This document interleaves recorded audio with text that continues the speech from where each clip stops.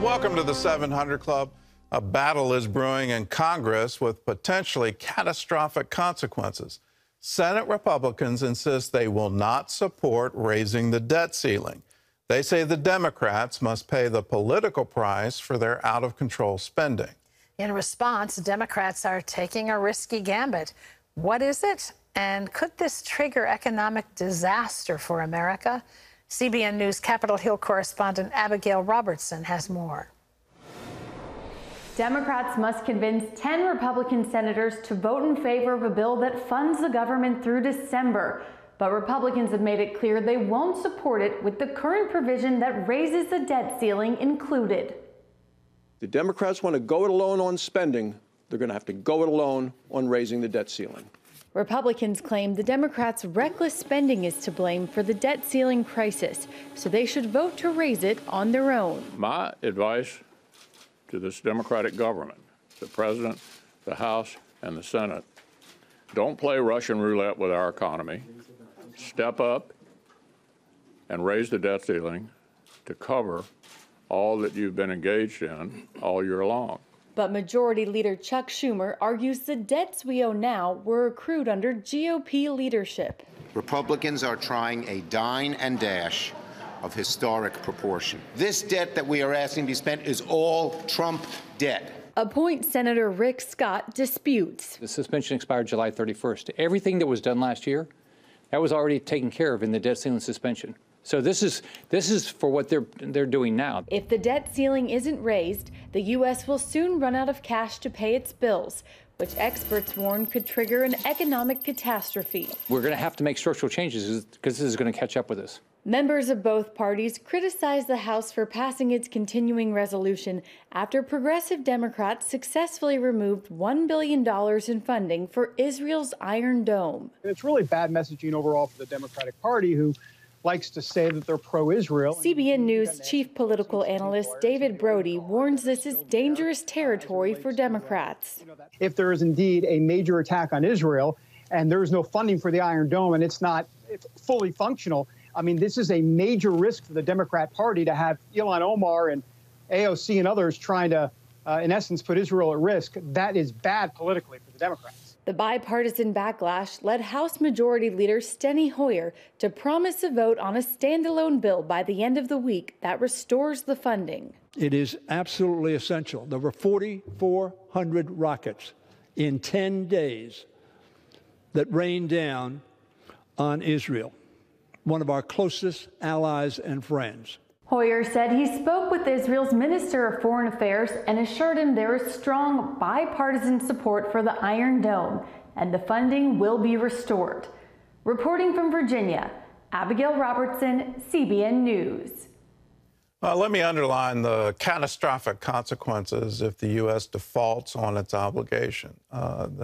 It's sort of a macroeconomic view, and a lot of people glaze over when you start talking this, but if the U.S. government does not pay the regular payments on the bonds, and there are a lot of them out there, it's $30 trillion we're talking about. It's a huge chunk. And if it doesn't raise the debt ceiling in order to accommodate that payment, well, then the results truly are catastrophic. Every single money market fund in the world, every single hedge fund, investment bank, all of these depend on the stability of the U.S. government bond structure, and they time things based on those payments. If that payment defaults, then there's catastrophe in the markets. It will make 2008 seem small. We all went through that. We all understand what happens when credit markets freeze. Economic activity shuts down, and it takes a very long time to recover from it. So we should not do this. We should not play brinksmanship with this. At the same time, you just can't continue printing money. It's not good for the economy. It's certainly not good for inflation. It's certainly not good for anyone on a fixed income. So you look at the inflationary forces that have been unleashed with all the stimulus payments.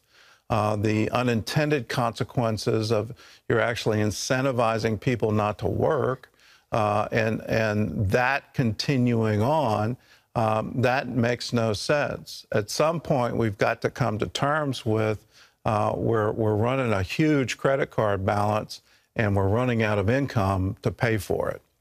In other news, the FDA has authorized a third shot of the Pfizer vaccine for those at greater risk of the coronavirus. The CDC has to give its approval as well. John Jessup has more from our CBN News Bureau in Washington. John? That is right, Gordon. The FDA's decision paves the way for millions of senior citizens and others at high risk for COVID-19 to receive a third shot once the CDC gives the go-ahead. As Mark Martin reports, that announcement could come this week.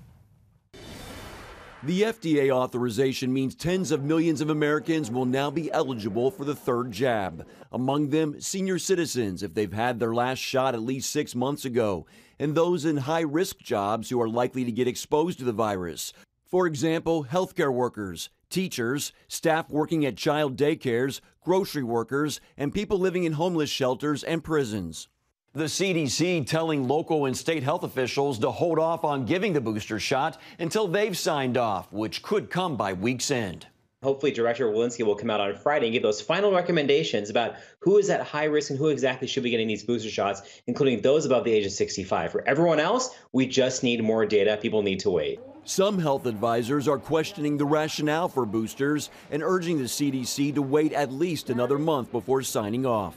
And those who got Moderna or Johnson & Johnson's shots will have to wait a few more weeks before the FDA can approve vaccine booster shots for those vaccines, something Dr. Anthony Fauci believes will eventually get FDA backing. I believe the correct regimen is going to be 2 doses at first and a few months later, a third dose.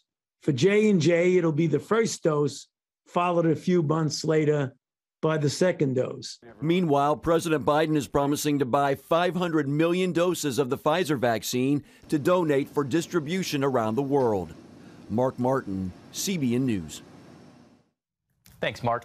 Healthcare in Africa is getting a significant boost to the tune of $18 million. That's how much the couple in our next story is giving to Christian missionary doctors serving on the continent. Mark Gerson and his wife, Rabbi Erica Gerson, believe deeply that they're fulfilling the Jewish command to love the stranger by helping those who serve Africa's most needy. CBN's George Thomas has more on their efforts.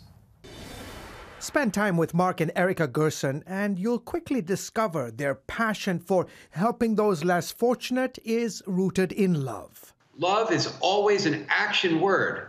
When we commit to loving somebody or something, it means that we have to do something to manifest that love. Mark is a New York-based entrepreneur and philanthropist. His wife, Erica, is a Jewish rabbi. The Gersons say the deep love for their faith compels them to give away millions of dollars of their personal wealth each year to fulfill their Jewish obligation to love the stranger. The Bible never tells us to love our children because it's something we will do without the Bible's help.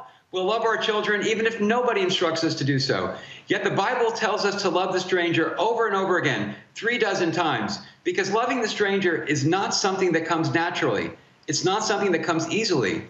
The Gersons are putting the practice of loving the stranger by supporting the work of African Christians and missionary doctors across the African continent. When we learned some 20 years ago about the work of Christian missionary doctors in Africa and how they're sacrificing everything in order to serve the poor by bringing health care to those who otherwise wouldn't have it, we said, this is what it means to love the stranger. This week, the couple pledged a record $18 million, along with matching funds from the United Bank of Switzerland and others, to support the work of African Mission Healthcare, which he co-founded 11 years ago. This gift of at least $20 million, and hopefully the matching grant will make it much more than that, is going to transform African healthcare. It's going to enable us to build the systems, the infrastructure, the hospitals that will treat literally millions of patients now and into the future. CBN and the Gersons have partnered on several projects on the continent to provide quality, compassionate care to patients. African Mission Healthcare says this latest gift from Rabbi Erica and Mark Gerson is the largest private gift ever to Christian medical missions. They firmly believe the Bible verse in Malachi 3:10 that when you help the stranger, God will pour out his blessings. God says, test me. I believe it's the only test that God uses in the Bible. Is this, test me, give to charity, he says, and you will enjoy blessings yourself. And it is so true. No one has ever made a donation to serve the African poor by supporting Christian missionary physicians and regretted it. It has been the blessing of our life. It has been the blessing of Erica and my life to be able to partner with these sacred people, these doctors who are working in Africa in the name of their Christian faith to serve the poor. And it's something that we always want to do more of. George Thomas, CBN News. Responding to the command to love others, producing beautiful results like this, Gordon. Well, congratulations to Mark and Erica. What a wonderful gift. What a wonderful sentiment. CBN and Operation Blessing have been supporting African Mission Healthcare for years now, and it's our pleasure to partner with Mark and Erica. We've partnered on other projects in the past. This is a wonderful thing that they're doing. If you want to find out more information about African Mission Healthcare and this wonderful gift, all you have to do is look to cbnnews.com.